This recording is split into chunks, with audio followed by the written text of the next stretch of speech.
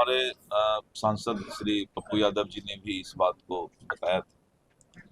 हमने परसों, चूंकि ये न्यूज अभी तक मैंने नहीं दिया है किसी को, कल हम देने वाले थे, आपने पूछ लिया तो मैं बता रहा हूँ कि हम लोगों ने समझा कि जनता को शुरू में परेशानी हो रही है कागजात ढूंढने में, क्योंकि सभी लोग सोच रहे थे कि सब हमारा ठीक ठाक है। एक अच्छा ये भी है कि जिसका बाल बच्चा, बेटा बेटी बेंगलोर, दिल्ली, बम्बई पढ़ता है, आज माँ बाप थोड़ा कष्ट सह के कागजात तो बना देगा, नहीं तो 10 साल बाद उसका बेटा बेटी बम्बई दिल्ली से आके वो कागजात भी नहीं बनाएगा। तो थोड़ा कष्ट तो हो रहा है, लेकिन कष्ट जनता को हो रहा था तो जनप्रतिनिधि को भी कष्ट हुआ। तो हमने एक फैसला लिया है, 1-2 दिन में पत्र निकाल देंगे कि अभी हम 3 महीना उनको कागज ढूंढने का, कागज तैयार करने का पहले समय देंगे, तब हम सर्वे का डिक्लेरेशन स्टार्ट कराएंगे। 3 महीना में हम सभी जनप्रतिनिधि के साथ बैठेंगे और बैठ करके हम इस बात को समझेंगे, और रैयत के साथ भी बैठेंगे जो जमीन के मालिक हैं। और अपने विभाग को भी हमने सभी सीओ को पटना बुलाया, हमने सख्त हिदायत दे दिया है कि अपनी आदत में सुधार लाओ, नहीं तो दिलीप जायसवाल किसी को बकसने वाला है। और विभाग में भी सुधार लाऊंगा, मैं किसी को बकसने वाला नहीं। और रैयत को भी, जो जमीन के मालिक हैं, घर के मालिक हैं, उनको भी हम 3 महीना का समय अभी देंगे, जिससे कि वो कागजात तैयार कर लें। कैथी लिपि को लेकर कैथी लिपि के लिए मैंने कहा कि कैथी लिपि का भी ट्रेनिंग बनारस और सारे लोगों से, क्योंकि एक आदमी उर्दू नहीं जानता है, कैथी नहीं जानता है, तो कल जो कैथी जानने वाला है दूसरे पार्टी से 50,000 रुपया लेकर के गलत पढ़ दे, तो एक आदमी के साथ तो अन्याय हो जाएगा। तो वो भी एक समस्या था। तो हमने अपने अभी हमारा जो है करीब करीब 100 से ज्यादा अधिकारी इसका विशेष ट्रेनिंग कैथी लिपि का ले रहे हैं, और रैयत से कोई गलत नहीं बता दे, इसलिए ओ या हरसई दुर्गई कैथी में कैसा होता है उसको हम डिस्प्ले करेंगे, जिससे कि वो मिला भी ले कि ये आदमी सही कैथी बोल रहा है।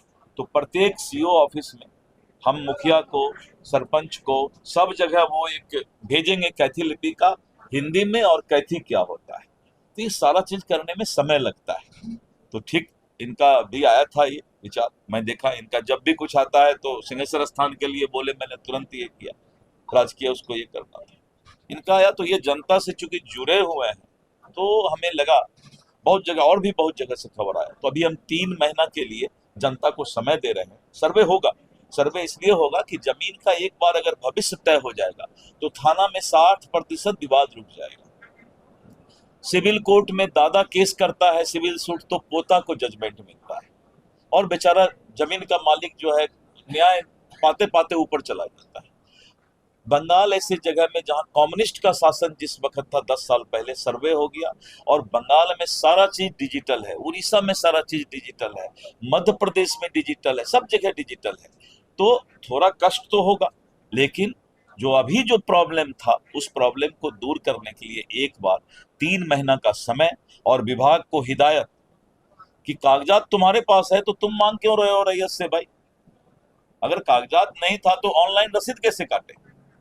तो ये सारी बातों का हल राजस्व मंत्री के रूप में, एक आम जनता के रूप में, पहले राजस्व मंत्री को एक आम जनता होना चाहिए, तो मैं एक आम जनता हूं, और इसीलिए 3 महीने का समय हम देंगे। सर्वे होगा, क्योंकि जो जमीन माफिया है या जिन्होंने अतिक्रमण कर लिया है, वो लोग ज्यादा रिमर उड़ा रहे हैं कि सर्वे बंद हो जाए, क्योंकि 52,000 एकड़ जमीन हमारा सरकारी जमीन, 50,000 से ऊपर एकड़ जमीन हमारा अतिक्रमण और माफिया के पास है।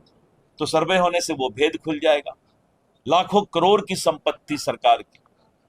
इसलिए अभी हमने ये कहा है कि सर्वे, अगर डीएम का ऑफिस है तो डीएम को भी कराना पड़ेगा, एसपी का ऑफिस है तो एसपी को भी, सभी लोगों को अब जो सरकारी अस्पताल से लेके, सरकारी जमीन से लेके, सरकारी ऑफिस, सरकारी निवास, अब सबका दाखिल खारिज होगा।